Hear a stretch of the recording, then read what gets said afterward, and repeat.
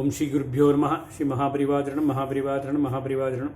இன்றைக்கி தெய்வத்தின் குரல் பாகம் 5ல் மங்களாரம்பம்ன்ற தலைப்பில் பெரிவா சொல்கிறது மேலே வாசிக்கிறது. பக்கம் 16லேருந்து ஆரம்பிக்கிறது.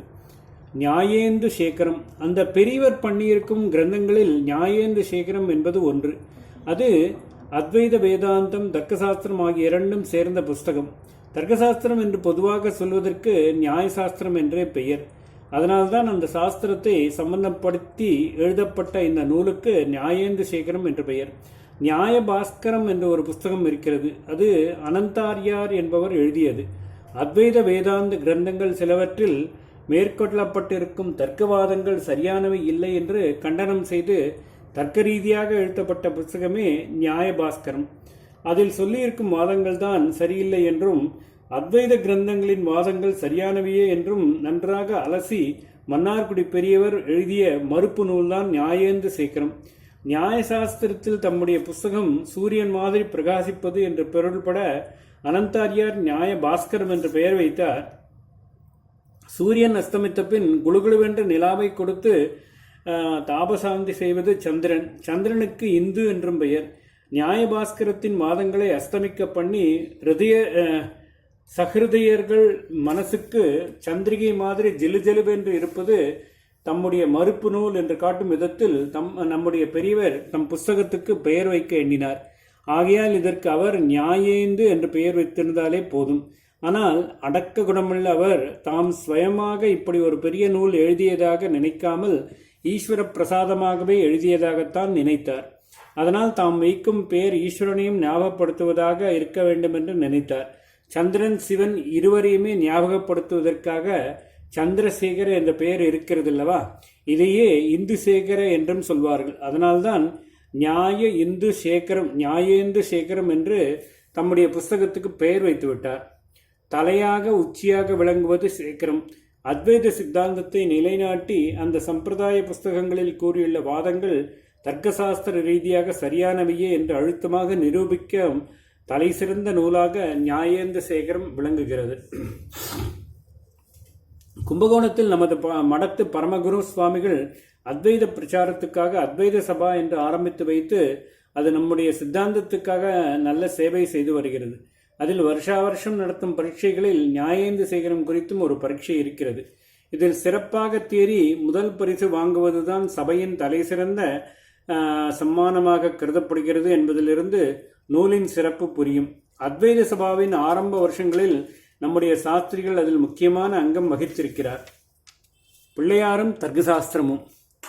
சரி, தர்க்கசாஸ்திரத்துக்கும் பிள்ளையாருக்கும் என்ன சம்பந்தம்? தர்க்கசாஸ்திரத்தில் இதனால் இது இப்படி என்று காரண காரியங்களை அறிவு ரீதியில் இசைத்து காட்டி வகுத்துள்ள விதிகளுக்கும் நியாயம் என்று பெயர். அதனால்தான் அந்த சாஸ்திரத்துக்கே நியாயம் என்று விசேஷ பெயர் ஏற்பட்டிருக்கிறது. ஓமைகளை கொண்டும் நமக்கு புரியுமாறு பல நியாயங்களை வகுத்து தந்திருக்கிறது. நியாயசாஸ்திர நூல்களில் சொல்லியிருப்பவற்றோடு ஆண்டோர் வசனத்திலும் பொது வழக்கிலும் பிறந்த இப்படிப்பட்ட அநேக நியாயங்களும் உள்ளன. உதாரணமாக உத்தேசமில்லாமல் தற்செயலாக ஒன்றை அடுத்து இன்னொன்று நடக்கும்போது காக்கை உட்கார பனம்பழம் விழுந்தது என்கிறோம் அல்லவா? இதற்காக காகதளிய நியாயம் என்று பெயர். தாளி என்றால் பனை. தாலி கூட அதிலிருந்து வந்ததுதான். சம்ஸ்கிருதத்தில் லாவுக்கும் பேதம் கிடையாது. ஸ்திரீகளின் சௌமங்கல்யத்துக்கு முக்கியமான சின்னங்கள் காது தோடும் கழுத்தில் உள்ள மங்கள சூத்திர பதக்கமும் தான். ஆதியில் ரொம்பவும் எளிமையாக நம் பெரியோர்கள் வாழ்க்கையை அமைத்து கொடுத்திருந்த போது இந்த காதணி கழுத்தணி இரண்டுமே பனையோலையால் ஆனதாகத்தான் இருந்தன. அதனால்தான் வைரத்தோடானாலும் கூட அதை பிற்காலத்தில் வைர ஓலை என்று சொல்லும் வழக்கம் ஏற்பட்டது. சியாமளா நவரத்ன மாலையில் அம்பாளையே தாளி பலாச தாடங்காம் என்று சொல்லியிருக்கிறது. அம்பிகையே பனை ஓலையைத்தான் தாடங்கமாக சுருட்டி போட்டு கொண்டிருக்கிறாளாம். கழுத்தின் மங்கள சூத்திர பதக்கமாகவும் அந்த ஓலை நறுக்கே இருந்திருப்பதால் தான் அதற்கு தாலி என்ற பெயர் ஏற்பட்டிருக்கிறது. பிள்ளையாரை விட்டு விஷயம் எங்கேயோ போய்விட்டது. அத்வைத வேதாந்தம் நியாய சித்தாந்தம் ஆகியவற்றை பற்றிய நியாயேந்து சேகரத்தில் பிள்ளையாரை பற்றி இருப்பதை சொல்ல வந்தேன். இந்த அடிப்படையில்தான் இது இப்படி நிரூபிக்கப்படுகிறது என்று காட்டுவனவாக நியாயங்கள் என்று பல உண்டு என்று சொன்னேன் அல்லவா? ஒரு புஸ்தகம் என்றிருந்தால் அதில் முதலில் மங்கள ஸ்லோகம் என்றிருக்கும். பாயிரம் கடவுள் வணக்கம் என்றெல்லாம் சொல்வது இதைத்தான். சற்று முன் சொன்னார் போல் இப்படிப்பட்ட மங்கள ஸ்லோகங்களில் எடுப்பில் உள்ளது பிள்ளையாரை பற்றியதாகத்தான் இருக்கும். நியாய சம்பந்தமாக நாம் எழுதுகிற இந்த புஸ்தகத்தில் ஆரம்ப ஸ்லோகமாக இருக்க வேண்டிய பிள்ளையார் ஸ்துதியிலேயே ஏதாவது ஒரு நியாயத்துக்கு எடுத்துக்காட்டு கொடுத்து விட்டால் எவ்வளவு பொருத்தமாக இருக்கும் என்று ராஜ சாஸ்திரிகள், அதாவது மன்னார்குடி பெரியவர்கள் நினைத்தார். மகா பண்டிதரானதால் நினைத்தபடியே ஸ்லோகம் பண்ணிவிட்டார். பிள்ளையாரை அதுதான் தர்க்க சாஸ்திரத்தோடு சம்பந்தப்படுத்தி விடுகிறது. பெரியவாளின் பிள்ளையார் ஸ்லோகம்.